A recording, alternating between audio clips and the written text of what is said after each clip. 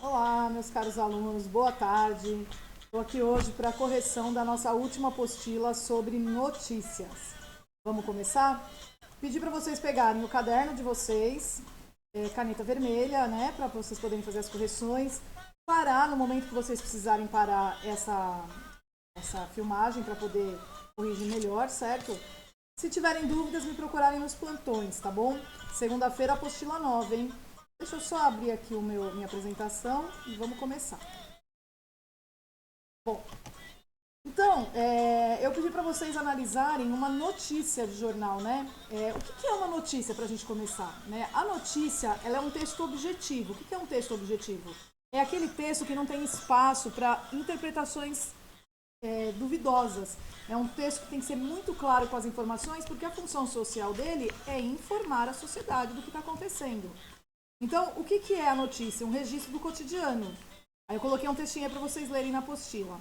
Você costuma assistir aos telejornais? E quanto aos jornais impressos ou digitais, você os lê? Todos esses veículos de comunicação são alimentados principalmente por notícias. Eles levam ao público as informações mais recentes sobre o que está acontecendo no mundo.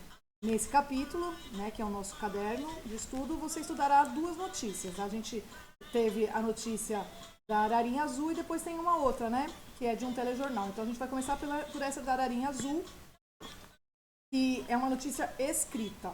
Vamos à leitura dela, então? A ararinha azul é vista na natureza após 15 anos. Em vídeo, moradores registram ave desaparecida da Caatinga desde 2000. Aí a gente tem uma foto da ararinha azul. Vocês lembram, essa arara aí é aquela do filme Rio, né? Aí tem uma legenda nessa foto. O que é a legenda? Sempre a legenda está embaixo da foto para explicar a foto nas notícias. A espécie vem sendo reproduzida em cativeiro e há um projeto para devolvê-la à natureza. Quem é a fonte? veja.com/Estadão Conteúdo, Estadão Conteúdo. Pessoal, outra coisa que a gente vai se deparar dentro das nossas notícias, notícia não tem opinião. Notícia é o fato, o que aconteceu, quando aconteceu, com quem, quando, por quê. É o fato sem opinião. Quando passa a ter opinião, vai receber outro nome, o nome de reportagem. Então, por enquanto, nós estamos começando da base, que é a notícia. A notícia é a base da reportagem. Mas a notícia pura e simples, ela não tem opinião. Ela só apresenta o quê? Fatos. Vamos ver só. Uma moradora de Curaçá, região da Caatinga da Bahia, conseguiu registrar no domingo passado, 19, um vídeo de uma ararinha azul voando na natureza. De acordo com o diretor da Sociedade para a Conservação de Aves do Brasil, a Save Brasil, Pedro Devley, é possível confirmar a espécie da ave pelo grito gravado junto com as imagens, que de acordo com ele é bastante característico. Então, olha só o que aconteceu no início dessa notícia. Foi chamado alguém que é um diretor, que é alguém importante de uma associação que luta pela preservação das aves. Então, ou seja, é uma pessoa conhecedora do assunto, concordam? Vocês perceberam que Save Brasil está entre parênteses? Por que está entre parênteses?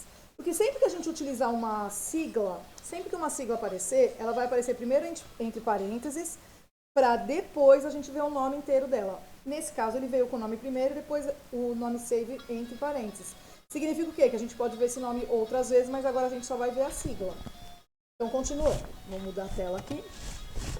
A ararinha azul foi identificada no sábado 18 e pelo menos 6 pessoas teriam visto a ave em momentos diferentes, segundo o comunicado oficial da organização, divulgado pelo site do jornal O Estado de São Paulo. O primeiro a avistar a ave foi o agricultor Nauto Sérgio Oliveira, que assim que confirmou se tratar de uma ararinha azul, avisou seus vizinhos. No dia seguinte, Lourdes Oliveira e sua filha Damires Oliveira levantaram ainda de madrugada e foram procurar a ararinha nas matas ciliares do Riacho Barra Grande. Às 6h20 de manhã, conseguiram não apenas ver a nave, mas também registrá-la através de um vídeo gravado com o celular de Damires. A comoção entre os moradores da região foi grande, porque a ave não era identificada na Caatinga, único local da ocorrência comprovada da espécie, desde 2000. Devley acredita tratar-se de uma ave de cativeiro, que foi solta pelo dono para evitar punição por crime ambiental.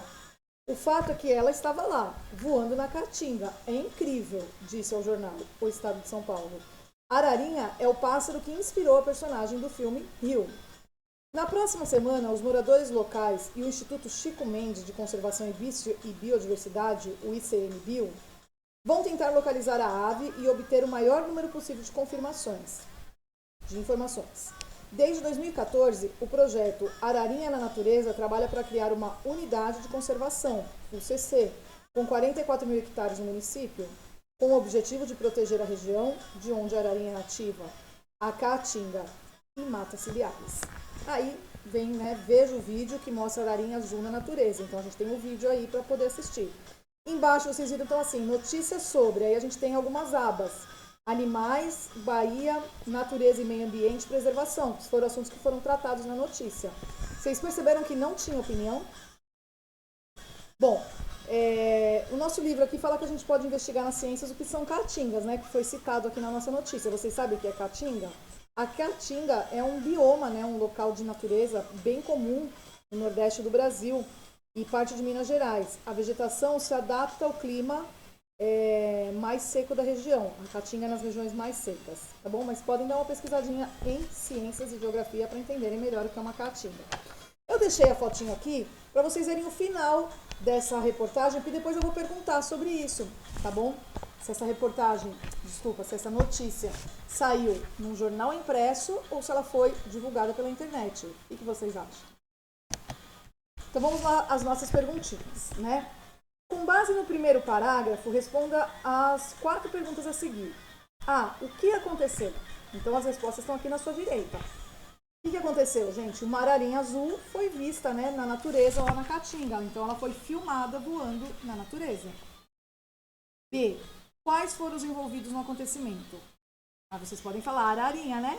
Sim, a arara, a ave que foi filmada é a principal. Mas a gente envolve também a moradora, né, de Curaçá e a filha dela.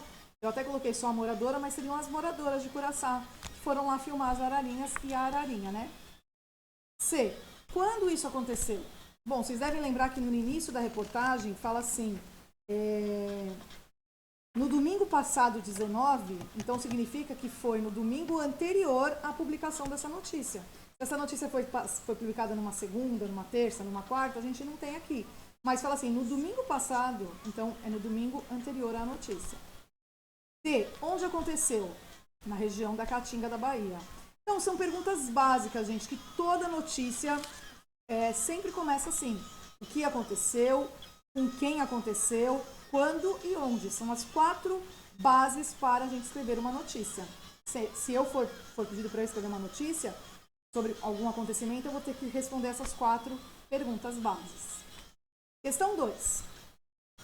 A continuação do texto desenvolve as informações do parágrafo introdutório, que todas as informações estão no primeiro parágrafo, né? Então, A. Que fatos anteriores propiciaram a filmagem da ararinha? Bom, a ave havia sido vista por outras pessoas que espalharam a notícia pela região. E aí vocês lembram que a moradora de Curaçá e a filha foram acordar bem cedinho para ir lá tentar filmar, não foi isso? B. O que acontecerá a partir da filmagem? Bom, os moradores da região, o Instituto Chico Mendes de Conservação e Biodiversidade, que é o ICMBio, vão tentar localizar essa ave para obter mais informações, para tentar descobrir de onde ela veio, a procedência dela, por que ela está ali sozinha, né? Se ela está sozinha mesmo, né?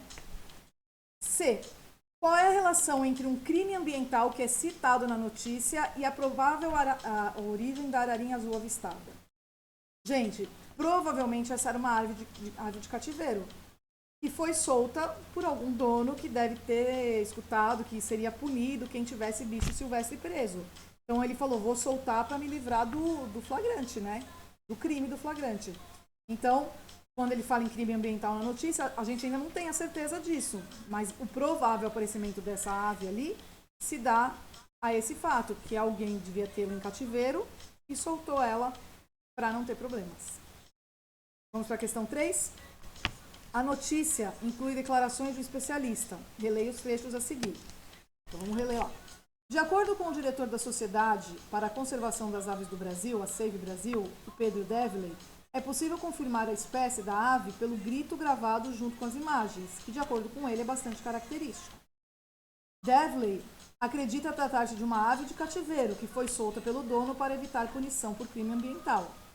O fato é que ela está lá, voando na caatinga. É incrível, disse ele ao jornal Estado de São Paulo. Então, vamos à primeira pergunta. Qual a posição profissional do entrevistado dentro da instituição que ele trabalha? Eu vou mudar de tela, tá? Ele é diretor da Sociedade para a Conservação das Aves do Brasil. B. Por que é importante informar ao leitor essa posição? Por que é importante para a gente, como leitor, saber a posição desse homem? Bom, gente, o leitor ele vai acreditar mais nessa notícia, ele vai dar maior credibilidade, já que o Pedro Devlin é um especialista no assunto. Se falasse assim, o morador da Caatinga falou que é uma ave importante, que é a ave que está sumida, a gente talvez não daria tanta importância quanto uma autoridade no assunto confirmar isso. Então, sempre que a gente tem uma notícia, normalmente a notícia busca fontes confiáveis para a notícia ser confiável. Então, isso é base de uma notícia confiável. Pessoas que têm credibilidade na sociedade serem colocadas na notícia para confirmar a veracidade, para confirmar a verdade. Veracidade é uma coisa que verdade. C. No primeiro trecho, o produtor do texto explica com suas palavras o que o especialista disse. Que expressão ele usa para indicar que está introduzindo a fala de outra pessoa? Bom, ele fala assim, de acordo com. Então, quer dizer que a opinião não é dele, a fala não é dele, é de outra pessoa. De acordo com, aí vem essa pessoa aí, tá certo? Que é o Pedro Devlin. D. No segundo trecho, novamente, a fala é apresentada em discurso indireto. Que forma verbal foi usada para introduzi-lo? Então, a forma verbal foi acredita. Então, acredita-se, né? Acredita aqui. E, em que trecho a fala é reproduzida diretamente? No trecho que está entre aspas no texto, vocês lembram? Ele fala assim, o fato é que ela está lá, voando na Caatinga. É incrível. Ou seja, está entre aspas para mostrar que a fala não é de quem está escrevendo a notícia, que a fala é de outra pessoa. Vou voltar no texto para vocês olharem. Se vocês tiverem o texto impresso aí, vocês podem dar uma olhadinha. Mas a gente tem aqui, ó. Ó, aqui no segundo parágrafo, tá vendo? Vocês estão vendo? Depois do ano 2000. Devlin acredita tratar-se de uma ave de cativeiro. Aí vem entre aspas. O fato é que ela está lá, voando na Caatinga. É incrível. Próxima. Que sinal de pontuação isola essa fala do texto da notícia? As aspas, né? Sempre que tiver entre aspas, a gente sabe que a fala não é de quem está escrevendo a notícia. Isso é muito importante, isso é um dado importante pra gente. Se a gente for escrever notícia, seremos repórteres logo logo, né? E a gente tem que mostrar o que é fala de quem está escrevendo, o que é fala reproduzida. G.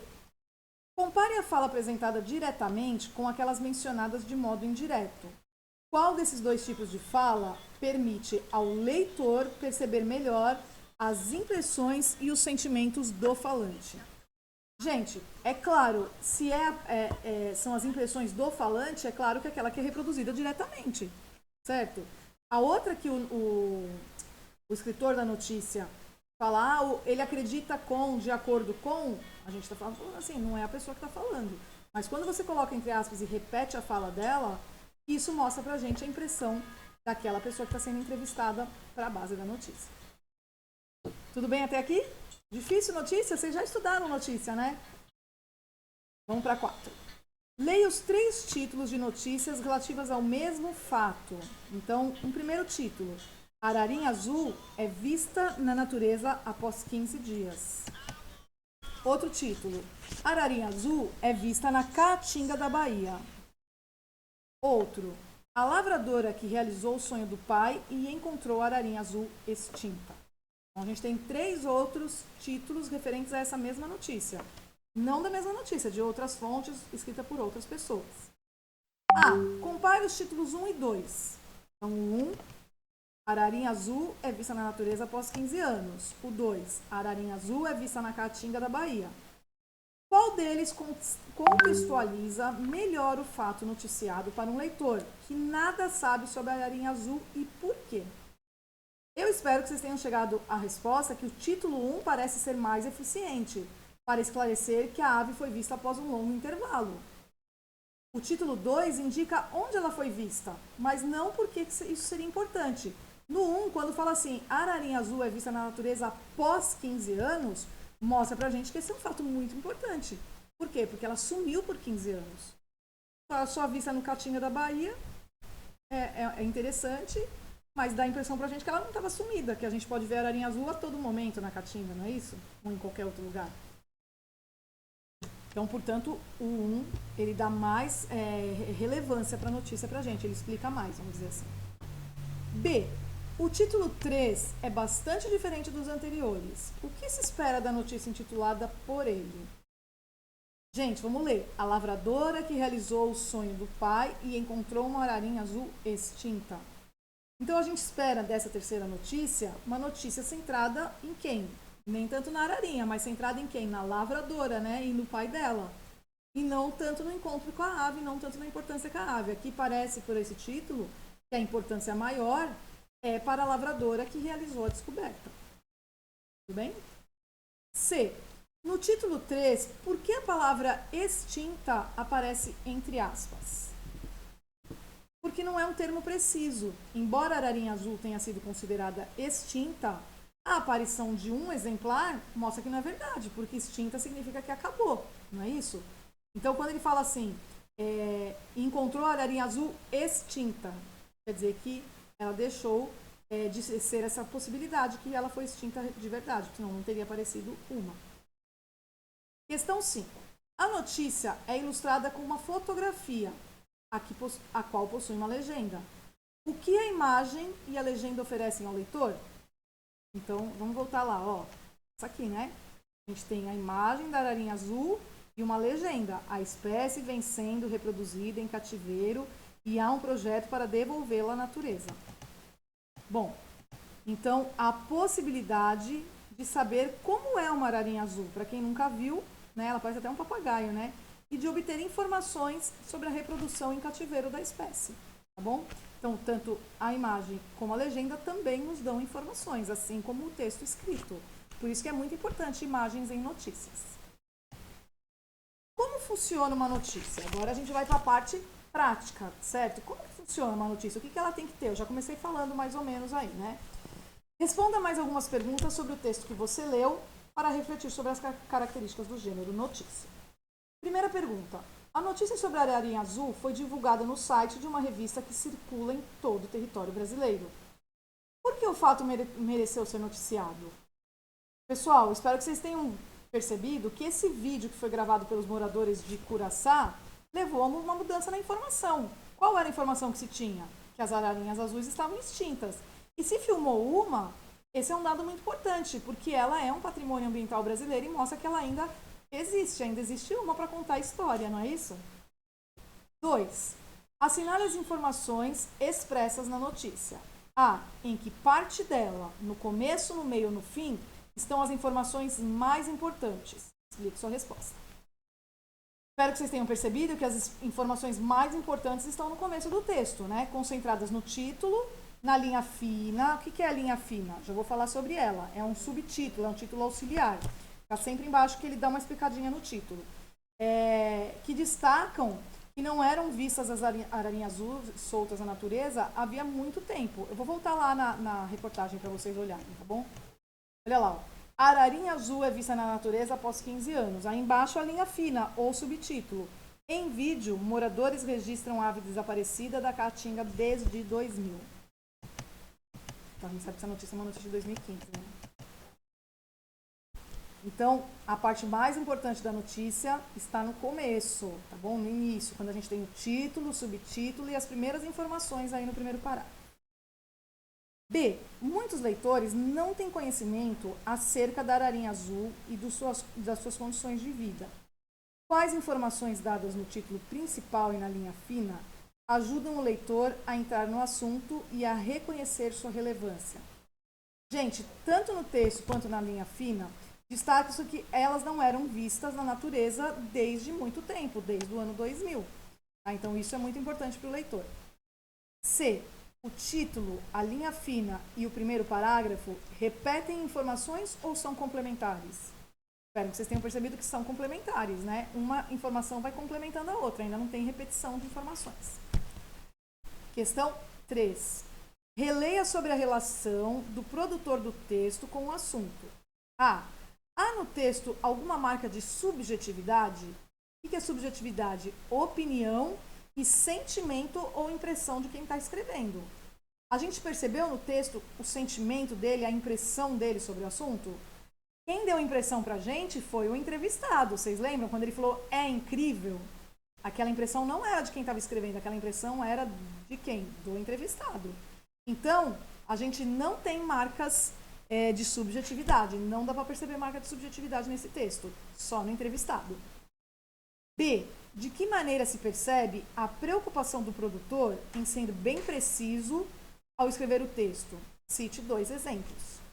Gente, essa é uma resposta pessoal, né? Eu, como sugestão, falei aqui, vocês poderiam falar assim, o uso do nome dos entrevistados, né? Do sobrenome, a função social deles, a profissão para identificar as pessoas citadas, a referência à hora exata em que a ararinha foi filmada, o nome do local onde ela foi visto, a especificação do tamanho da área em que deve ser criado o projeto Ararinha da Natureza. Então, a gente tem um monte de informações aí que mostram que esse texto é objetivo e não subjetivo. Então, olha só como funciona uma notícia. Primeiro, é um texto objetivo, ou seja, é um texto que não tem opiniões, impressões. É um texto que tem o quê? Informações precisas. Nomes dos entrevistados, sobrenome, função, por que eles estavam ali, em que horário eles estavam ali, qual local que vai ser, no caso, como está falando de preservação da ararinha, qual local que ela vai ser preservada. Tá bom? Então, isso tudo tem que estar na notícia aí, bem claro pra gente. Quando a gente for escrever um texto em que a gente vai dar uma informação, mas vai pôr a nossa opinião, não é mais notícia, tá bom? Então, aqui tem 2 quadrinhos, né? Ó, vamos ler? Lembra? Tá escrito assim, quer dizer que vocês já estudaram sobre isso, né? A linha fina é um título auxiliar. Aparece logo depois do título principal e complementa o seu sentido. Em alguns lugares, a gente vai ver como subtítulo essa linha fina. E o que é o lead? O que se chama lead numa notícia? É a parte da notícia que traz as informações básicas. O que aconteceu, quem participou do acontecimento, quando e onde ocorreu. Então, as perguntas como e porquê podem ser respondidas no lead. Então, o lead normalmente é o primeiro parágrafo que dá essas informações que a gente respondeu bem no comecinho. Tá bom? Então, toda vez que se eu for pedido para eu escrever uma notícia, como é que eu vou começar? Um título, um subtítulo, que deu uma explicada no título, e o lead, que é o primeiro parágrafo. Nesse lead tem que ter essas informações. O que aconteceu, quando, com quem, hora, local, né, data, tudo isso. Bom, tudo bem até aí? Vamos para a questão 4. A notícia estava disponível em uma página da internet. Todo mundo percebeu que era uma página da internet, né? E recursos não seriam possíveis na versão impressa da notícia. Por exemplo, gente, a presença de links para outros sites, como a organização Save Brasil e do jornal Estado de São Paulo, por exemplo, e o acesso do vídeo, o vídeo que estava lá mostrado na notícia. Eu digitei errado aí, mas eu vou arrumar para mandar para vocês. Então, lembram que tinha o vídeo? Eu até deixei em destaque isso, eu vou voltar lá para vocês verem, tá bom? Ó. A gente tem notícias sobre várias abinhas, isso significa que se eu clicar nessas abinhas eu vou para essa notícia. A gente tem o vídeo que a gente pode clicar em cima. E nos textos a gente pode ver que a palavra o Estado de São Paulo está em itálico porque ele é um link. Tá bom? Um link para eu entrar na página do Estado de São Paulo. Tá bom? Então, isso não seria possível em uma reportagem escrita. Só na reportagem de internet, só na página da internet, que a gente tem os links. Vocês conhecem bem, né? A gente clica ali, linka e vai para outra página. B. O vídeo é uma gravação amadora de apenas 10 segundos. O acesso a ele contribui para a compreensão da notícia? Ok. Gente, embora não seja indispensável para a compreensão da notícia, o vídeo traz a imagem da ararinha azul e o grito que permitiu a sua identificação. E isso pode matar a curiosidade do leitor. Mas não é básico. Se eu ler uma notícia dessa sem ter o vídeo para acessar, mas alguém está falando que viu o vídeo, alguém que é importante, que é um cientista conhecido, que é alguém que estuda o assunto, aí tudo bem, eu Eu não preciso ver esse vídeo, mas nós, leitores, somos curiosos, né? E nós gostamos de ter mais informações possíveis. Então, é legal para satisfazer a curiosidade do leitor. Mas não é indispensável para entender a notícia. C. No final da notícia aparece inscrição. Notícias sobre, seguida por caixas com palavras. Como funciona essa parte do site? Como eu já respondi na A, as caixas são links, né? Para outras notícias e cujos temas estão relacionados com esse texto que a gente leu. E, portanto, podem atrair os mesmos leitores. Então, alguém que leu sobre a Aranha Azul pode querer saber mais sobre Caatinga, pode querer saber mais sobre meio ambiente, que eram os links lá, certo? Bom, vamos da observação para a teoria. O gênero textual notícia é um relato, então, sobre um fato real, atual, relevante para o público. Os assuntos, a linguagem e os recursos da notícia são definidos de acordo com as características do veículo de comunicação e as expectativas do seu público. Gente, quando eu falo em veículo de comunicação, quando eu falo em veículo, vocês lembram do veículo que leva a gente, né? Pode ser o carro, a moto, a bicicleta. Veículo de informação é a mesma ideia. A gente se aproveita da ideia de levar informação, de levar o passageiro, leva informação. Então, veículo de informação é o que nos traz. O que nos traz a notícia? Um jornal impresso? Um jornal de internet, um jornal de TV, uma notícia, um jornal de rádio. Como que essa notícia foi veiculada? Veiculada significa isso, como que ela foi levada até o leitor, como ela foi levada até o cidadão que se interessa pelos relatos. Tá? E a linguagem da notícia, ela pode ser mais formal ou menos formal, de acordo ao público que ela é dirigida. Se ela é dirigida a todo tipo de público, então, por exemplo, você pega um jornal nacional. O William Bonner, quando ele fala lá, e a outra apresentadora que agora não lembro o nome, ele usa um tipo de linguagem mais formal, mais simples de ser entendida. Ela pode ser entendida tanto por uma pessoa analfabeta, como uma pessoa alfabetizada, como uma pessoa até com um nível superior, como por vocês e por mim. Eu sou uma professora, tenho faculdade, vocês ainda estão no ensino fundamental, no 7º ano. Então, assim, mas se a gente vê a mesma notícia, nós entendemos. Por quê? Porque é utilizada uma linguagem formal, mas uma linguagem simples de entender. Ela não é nem muito difícil de entender, porque, se fosse muito difícil, não estaria na notícia. A notícia, ela tem essa característica, ela tem que ser fácil de ser entendida, porque ela é objetiva. Ela tem que ser rápida e fácil. A função social da notícia é informar todos nós, cidadãos, de fatos relevantes, que são importantes para a gente. Então, não pode ter dificuldade de entender. Bom? Então, vamos lá. A gente vai ler agora a transcrição de uma notícia, de um telejornal. Observe as rúbricas, né? As rúbricas são as marcas de fala, de oralidade. São as informações que estão entre colchetes, para compreender como a fala, as imagens e outros recursos se complementam. Então, vamos lá? Então, primeiro a gente tem uma imagem aí das duas repórteres, né? Uma que está no estúdio e uma que está provavelmente no local da notícia, não é isso? Aí está escrito assim: profundidade do terremoto na Bolívia fez com que tremor fosse sentido em estados do Brasil. Imagem da âncora Natália Assis, imagem da repórter Viviane Abreu. Então, vamos entender tudo isso aí. Então, é uma transcrição, quer dizer, gente, transcrição quer dizer que essa notícia foi na televisão que apareceu. E aí, alguém escreveu para a gente poder ler aqui. Natália Assis, que é a âncora, está no estúdio. Então, âncora no estúdio, para a gente saber onde que ela está. A profundidade do terremoto ocorrido hoje na Bolívia explica por que ele foi percebido em vários locais do Brasil, inclusive aqui em Minas Gerais. De Brasília, a repórter Viviane Abreu explica para a gente o que aconteceu. Viviane Abreu, repórter, voz em off. O tremor foi sentido em diversos prédios de escritórios na área central de Brasília. Com o susto, muitos edifícios foram evacuados, até que toda a situação fosse controlada. O terremoto foi às 10h40 da manhã na cidade boliviana de Carandaiti, e alcançou 6,7 de magnitude. Os reflexos foram sentidos no Distrito Federal, São Paulo, Minas Gerais, Paraná e Rio Grande do Sul. O centro do tremor foi a 500 km de profundidade na Cordilheira dos Andes. No corredor de um prédio de escritórios. Então agora ela está andando, significa que ela está andando por... Antes a gente só estava ouvindo a voz dela, certo? Agora a gente começou a ver o quê? Ela andando por um corredor. Quanto mais fundo é um tremor, maior a distância que ele percorre. Por isso, muitos brasileiros, como os que trabalham aqui nesse prédio, perceber o fenômeno mesmo estando tão distante. Os especialistas afirmam que não é motivo de preocupação. Não é possível um terremoto tão longe causar danos aqui. Lucas Vieira Barros, trecho de videoconferência. Por maior que seja a magnitude de um terreno na região dos Andes, dificilmente ele produziria qualquer tipo de dano no Brasil. Então, não há por que se preocupar. Aí, se você pergunta, vai ter outros tremores de terra?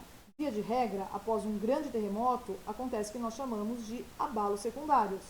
Mas esses abalos, que são secundários, são de menor magnitude, então não serão mais sentidos no Brasil, nem sentidos no Brasil. Quem é que falou agora? O Lucas, ele foi citado no anterior, né? Você viu o que ela falou? Os especialistas afirmam que não é motivo de preocupação, e aí vem a voz do Lucas. Então significa que o Lucas é um especialista em terremotos. Mariana Andrade, entrevistada em um escritório. Então, mais uma pessoa vai falar aí que não é nenhuma das repórteres, nem um especialista, agora é uma entrevistada. As mesas balançaram e a gente ficou com a sensação de estar tonta. Mesa, cadeira, tudo ficou balançando como se estivesse solto. Então, a impressão pessoal de alguém que passou pelo tremor de terra. Aí voltou para a Natália Assis, que é a âncora lá, né, no estúdio. No estúdio, não houve até agora registro de danos ou vítimas por causa do terremoto de hoje. Aqui em Minas, o terremoto foi sentido em Belo Horizonte, Araxá e também Uberlândia.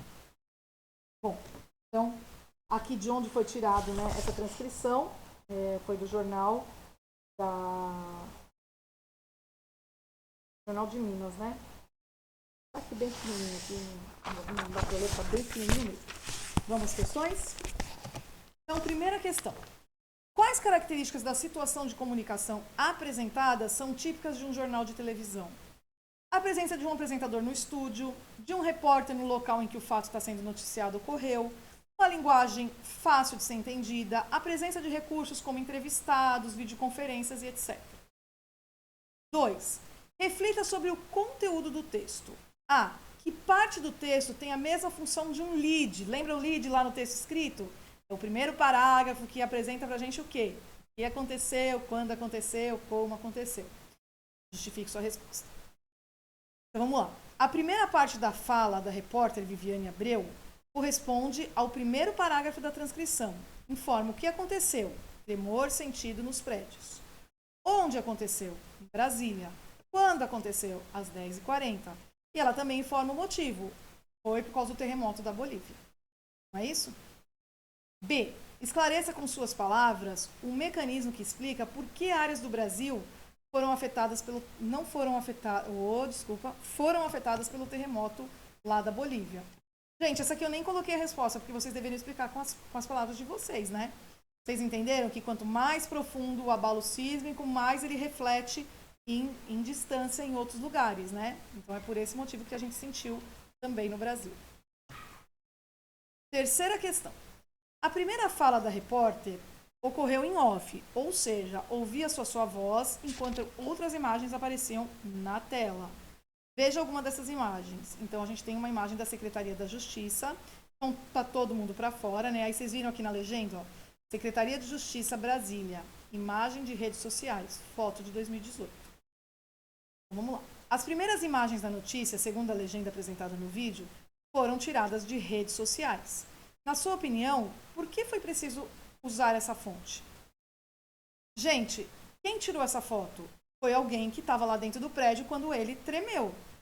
Aí tirou essa foto para mostrar que todo mundo teve que sair de dentro do prédio. Ou seja, mostra a realidade de quem passou por aquilo ali, mostra o envolvimento real de quem estava ali dentro do prédio, do cidadão, o que ele estava sentindo, né? Então, nada mais verídico do que quem estava lá postar uma foto. Olha o que aconteceu na hora, teve que sair todo mundo do prédio, ficou com medo do prédio desabar. Tá? B. Relembre os telejornais a que você assiste ou pesquise sobre eles. A colaboração do público para a produção das matérias jornalísticas tem sido muito comum? Fique sua resposta. Também é pessoal essa, mas se vocês foram pesquisar, vocês devem ter percebido que sim, cada vez mais usa-se vídeos de pessoas que estão passando na rua, veem alguma coisa e filmam, fotos que essas pessoas tiram, há entrevistas que elas dão, as denúncias que elas fazem, né? Então a gente tem muito mais envolvimento agora do cidadão com a notícia. Antigamente era meio um pouco mais frio, mas agora a gente está tendo muito mais envolvimento de quem está mesmo participando da ação, vamos dizer assim. 4.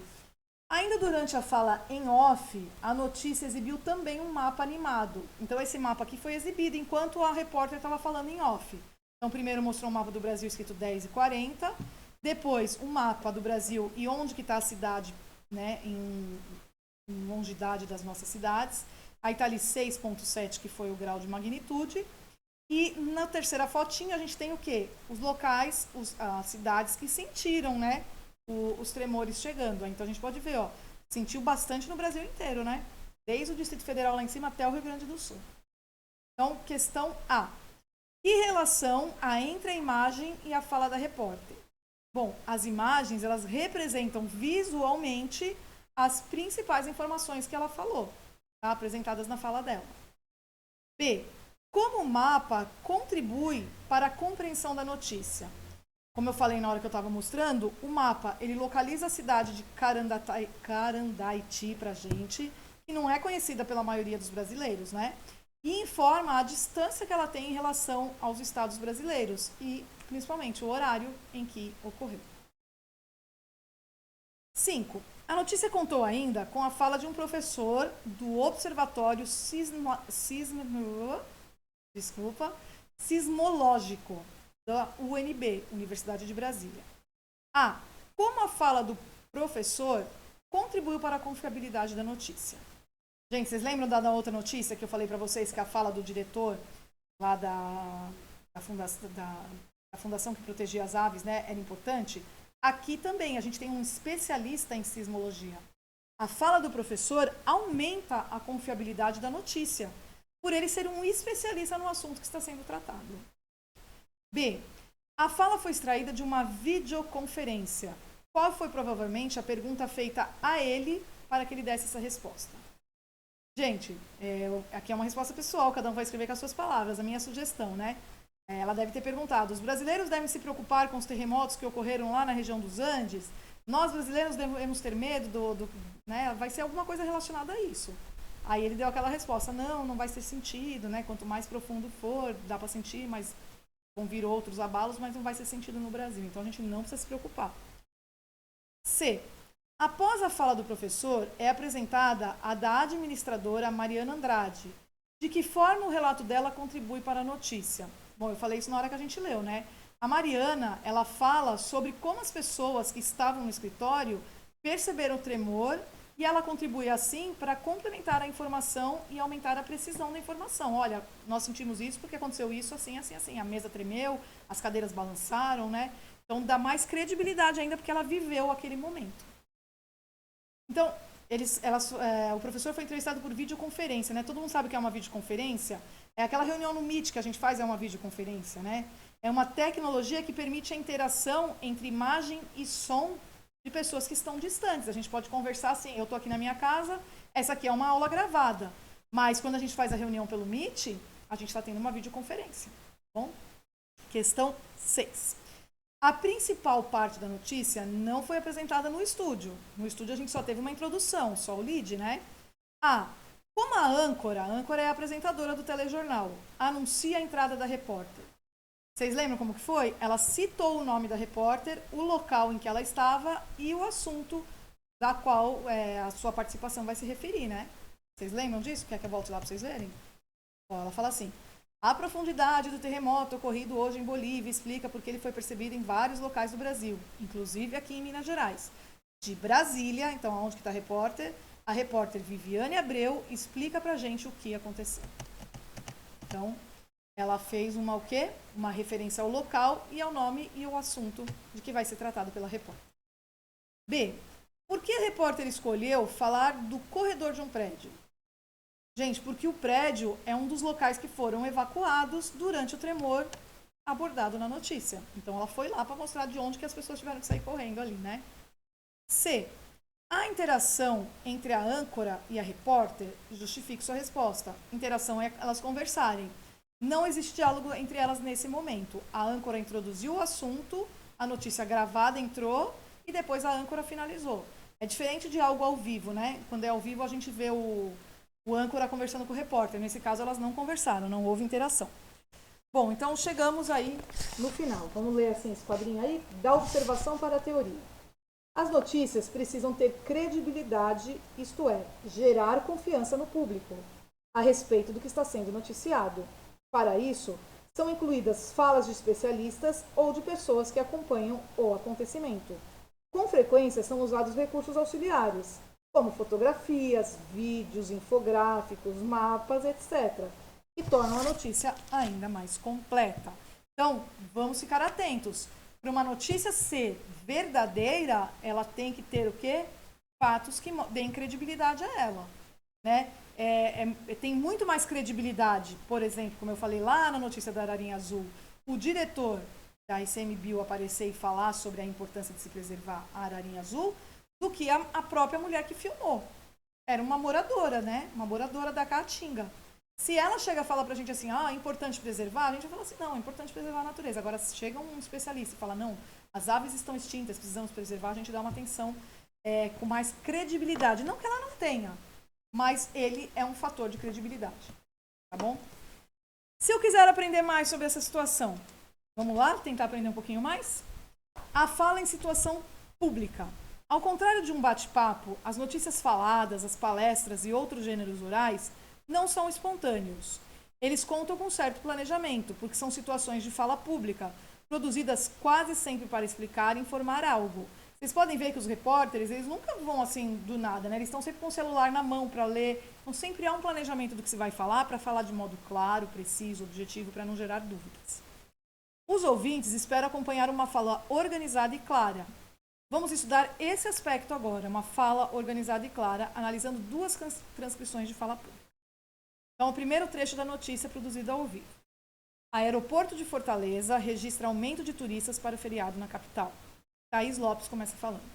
Vamos falar de turismo agora? Olha, muitas pessoas devem vir a Fortaleza nos próximos dias para curtir um feriadão.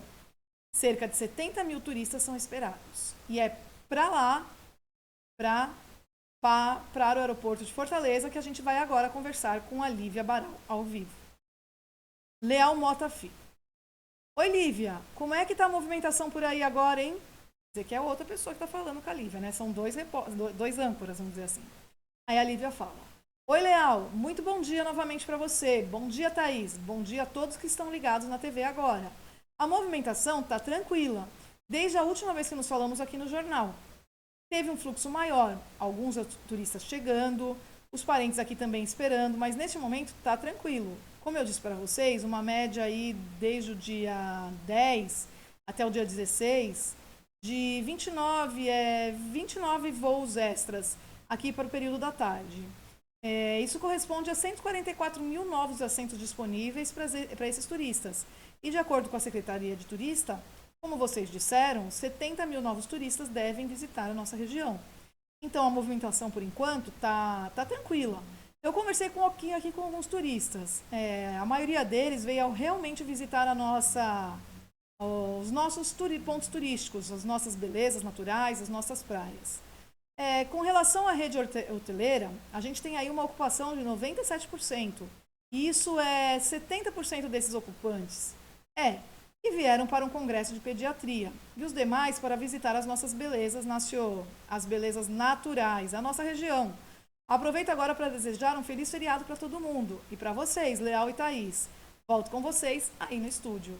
Vocês perceberam as marcas de fala? Esse né? Porque ela está pensando, ela esqueceu alguma fala, ela tem que colocar melhor a fala dela. Vamos analisar isso aí, né?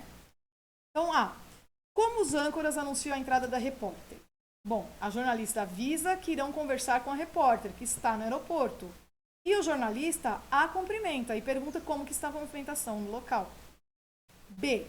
Transcreva 2 exemplos de palavras que evidenciam que os âncoras e a repórter estão conversando, estão dialogando. Oi, olha, né? Foram duas palavras que eu tirei, mas vocês devem ter achado mais, né? C. Quais palavras ou expressões indicam que a repórter dá continuidade a algo que já havia sido exposto antes, que já havia sido falado antes no jornal? Quando ela fala assim, novamente, desde a última vez que nos falamos aqui no jornal, como eu disse para vocês, então quer dizer que esse assunto já tinha sido abordado um pouquinho antes, pode ter sido no começo do jornal, eles devem ter começado falando, olha, próximo feriado, vão vir tantas pessoas, aí no final mostrou de novo. D. A fala de Lívia contém mais marcas de oralidade e é menos fluente, quer dizer, não é tão rápida, né, tão fácil quanto a deles no estúdio lá, do que a da repórter Viviane de Abreu, que tratou do terremoto na Bolívia, leitura 2. O que pode explicar a maior organização lá na fala da Viviane?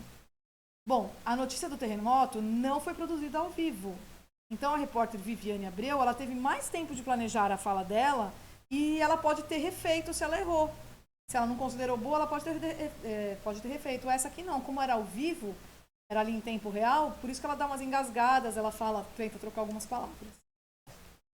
Bom, vamos agora à transcrição, esse é o último texto, né? De uma fala exibida no canal do professor fluminense Gabriel Perissé. Eu vou no meu texto agora, que tá meio... O escritor francês e roteirista Jean-Claude Carrière perguntou certa vez a Oliver Sacks, que também era escritor, mas neurologista, o que seria como definir uma pessoa normal e um ser humano normal. E a resposta de Oliver Sacks foi a seguinte: que ele acreditava que talvez uma pessoa normal fosse aquela que soubesse contar a sua própria história, que pudesse fazer um relato de sua vida. E na reflexão de Jean-Claude Carrière, isso teria a ver com 3 aspectos, que são muito importantes para nós pensarmos também na nossa própria capacidade de contar nossa história e também de contar nossas histórias. Contar outras histórias, né? O primeiro aspecto é a memória. Saber de onde viemos, saber o nosso passado, saber como tudo começou. No segundo aspecto, no segundo momento, nós temos a identidade. Saber o que estamos fazendo, quem é o personagem, como ele atua, qual é a sua personalidade. E um terceiro aspecto nessa linha do tempo de um relato é o futuro, o projeto e a morte e o final da história, não é? E nessa capacidade nossa de nos projetarmos é que nós vamos justamente ter a nossa aventura, ter tomar as nossas decisões que vão implicar, por sua vez, em tantos desdobramentos na vida dos outros personagens da nossa vida. Então, vamos lá. Com base nas ideias do escritor Carrière, responda o que devemos considerar para contar nossa história. Isso é pessoal, né, gente? Mas dentro do que ele falou, a gente deve considerar os eventos passados, a nossa atuação no presente e as nossas expectativas para o futuro. B. Que estratégia o professor empregou para expor o conteúdo da reflexão feita pelo escritor? O professor afirmou 3 aspectos a ser considerados e passou a explicar em ordem cada um deles separadamente, né? O passado, o presente e o futuro. Não foi isso? C. Qual foi o objetivo dele ao usar essa estratégia? Essa estratégia de dividir em 3 partes, né, separadas e falar um pouquinho de cada uma, contribuiu para quê? Para organizar os dados, para que o ouvinte escute, compreenda melhor o raciocínio do escritor com facilidade. Então, esse é um texto que também foi planejado. Ou seja, quando a gente tem mais tempo de planejar nosso texto, ele tende a ser mais organizado do que de improviso. Tudo bem? Bom, gente, acabamos aqui a correção. É um pouco longo esse vídeo, porque é sempre uma correção de uma apostila de 2 semanas, né? Então eu peço para vocês fazerem com toda a calma do mundo. Peguem o caderno, vão parando, né? Vão verificando se vocês acertaram. Se vocês errarem, vocês devem colocar uma errada e colocar a resposta certa, mas nunca apagar de vocês para ver onde que vocês erraram. Tá bom? E agora, na segunda-feira, eu vou soltar para vocês um formulário sobre notícia, de interpretação de notícia. Eu acredito que essa correção aqui tenha tirado todas as dúvidas de vocês. Mas vocês vão fazer o seguinte, vocês vão ter uma semana para responder o formulário. Vou estar liberando ele na segunda. Se vocês tiverem problema para responder ele na segunda, vocês vão esperar o primeiro plantão para poder tirar as dúvidas comigo antes de enviar. Não envie o formulário se vocês tiverem dúvida, tá, gente? Mas eu vou fazer perguntas sobre título, subtítulo, sobre quem aconteceu, quando aconteceu, como aconteceu, tudo que foi falado aqui nessa correção. Nada fora desse nosso objeto aqui de estudo, tá bom? Vai ser um texto diferente, uma notícia diferente para vocês localizarem as informações na notícia. Tá? Semana que vem a gente tem algumas coisas acontecendo aí na escola que vão estar sendo faladas no mural para vocês. Então acompanhem pelo mural como está a nossa organização. Eu vou também comunicando a vocês um tempinho, tá bom? Na terça-feira eu vou postar a nova apostila, que é sobre fake news, tá certo? Então, o que são as fake news dentro desse mundo de notícias? Esse vai ser nosso próximo assunto. Bom, fiquem bem, se cuidem, tudo bem? Um beijão para todo mundo. Tiverem dúvidas, entrem aonde? Nos nossos plantões de dúvidas para a gente poder conversar lá via Meet, tá bom? Pra gente conversar, tirar as dúvidas de vocês. Nossa, bateu uma luzona aqui no meu rosto. Eu não fico me vendo durante a apresentação, então peço desculpas, espero que não tenha atrapalhado vocês aí para verem essa aula. Um beijão para todo mundo. Tchau, tchau.